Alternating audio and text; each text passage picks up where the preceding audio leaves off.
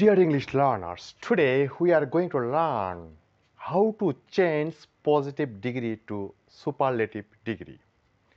আজকে আমরা কেমন করে পজিটিভ হতে সুপারলেটিভ ডিগ্রি খুব সহজ এবং শর্টকাট নিয়মে শেখা যায় তা আমরা শিখছি। So dear learners, please be attentive and watch my video to learn how to change positive to superlative. It's very important topics for us. মূলত পজিটিভ ডিগ্রিতে যদি নো আদার দ্বারা শুরু হয় তাহলে সুপারলেটিভে আমরা সাবজেক্ট, এরপরে ভার্ব, এরপরে দি, তারপরে সুপারলেটিভ ফর্ম, তারপরে নাউন সহ বাকি অংশ ব্যবহার করব। আমরা আগেই জেনেছি সুপারলেটিভ ডিগ্রিতে দি এবং ওয়ান অব দি থাকবে। এটা হচ্ছে আমাদের কি ওয়ার্ডস, অর্থাৎ কেমন করে আমরা সুপারলেটিভ ডিগ্রি চিনব বা পরিবর্তন করার সময় কোন কোন ওয়ার্ডগুলির দিকে আমরা লক্ষ্য রাখব। এক্ষেত্রে জানব দি এবং ওয়ান অব দি। তদ্রূপ পজিটিভে আমরা জানব নো আদার বা ভেরি ফিউ, এবং পজিটিভের উভয় পাশে থাকবে এস ড্যাশ ড্যাশ এস বা সো ড্যাশ ড্যাশ এস। আমরা এখানে জানলাম নো আদার থাকলে, যেহেতু আমরা সুপারলেটিভে চেঞ্জ করছি তাই এখানে এই কি ওয়ার্ড দি একটি গুরুত্বপূর্ণ ওয়ার্ড লক্ষ্য করতে হবে। তো আমরা নো আদার যদি থাকে, নো আদার থাকলে সুপারলেটিভে আমরা দি ব্যবহার করব। নো আদার থাকলেই সুপারলেটিভে দি ব্যবহার করতে হবে। যেহেতু দুইটি অপশন দি এবং ওয়ান অব দি, কখন কোনটা ব্যবহার করব, এক্ষেত্রে এই নিয়মটি হচ্ছে নো আদার থাকলে দি ব্যবহার করব। সে অনুযায়ী একটা example, no other months in the year is as cold as January, অর্থাৎ জানুয়ারির মতো ঠান্ডা মাস বছরে কোনোটাই নয়। জানুয়ারির মতো মতো আছে, অর্থাৎ এস এস আছে। এটাকে এখন আমরা সুপারলেটিভ করব, দ্যাট ইজ এখানে নো আদার আছে।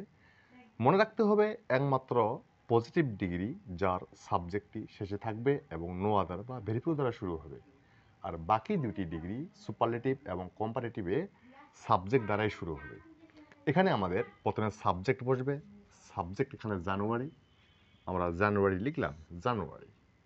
ভার্ব নিয়ে আসলাম এখানে, এই যে ভার্ব আছে প্রেজেন্ট টেন্সে, আমরা এখানে প্রেজেন্ট টেন্সে ইজ ব্যবহার করলাম।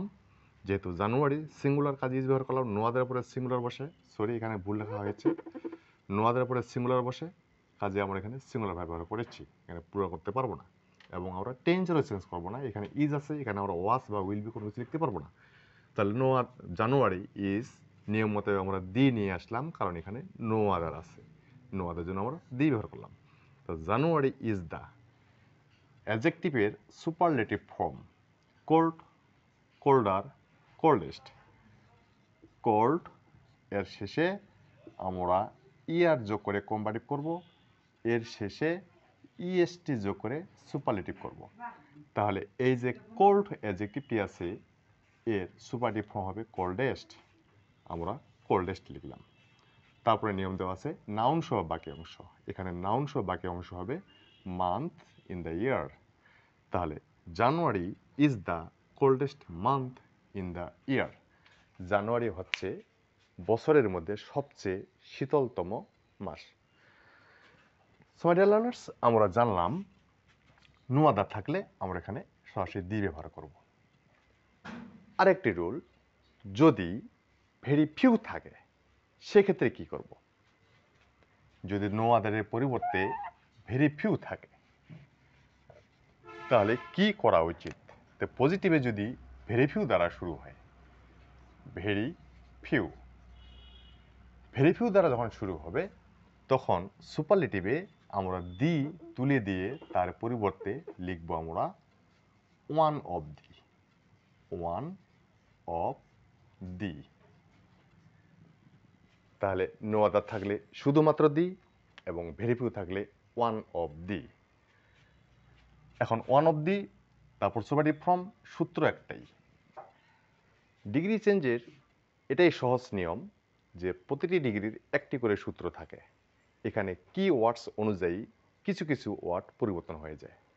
আমরা যখন পজিটিভ থেকে সুপারলেটিভ করছি এই সূত্র দিয়ে, হয়তোবা কম্পারেটিভ থেকে সুপারলেটিভ করার সময় অন্য একটা সূত্র হবে, কিন্তু না, কম্পারেটিভ থেকে সুপারটিভ করার সময়ও ঠিক একই সূত্র ব্যবহৃত হবে, শুধু কিছু কিছু কিওয়ার্ড চেঞ্জ হবে।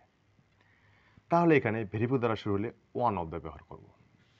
আরেকটি নিয়ম আমাদের মনে রাখা প্রয়োজন, নো আদার হচ্ছে সিঙ্গুলার ফর্ম, নো আদারের পরে সিঙ্গুলার নাউন এবং সিঙ্গুলার ভার্ব বসবে, কিন্তু ভেরি ফিউ হচ্ছে প্লুরাল ফর্ম, কাজে ভেরি ফিউ এর পরে প্লুরাল সাবজেক্ট বা নাউন এবং প্লুরাল ভার্ব বসবে। এই এক্সাম্পলটা দেখে নিই আমরা। একটি এক্সাম্পল দিয়ে দেখলে আমাদের বুঝতে সুবিধা হবে। যদি বলা হয়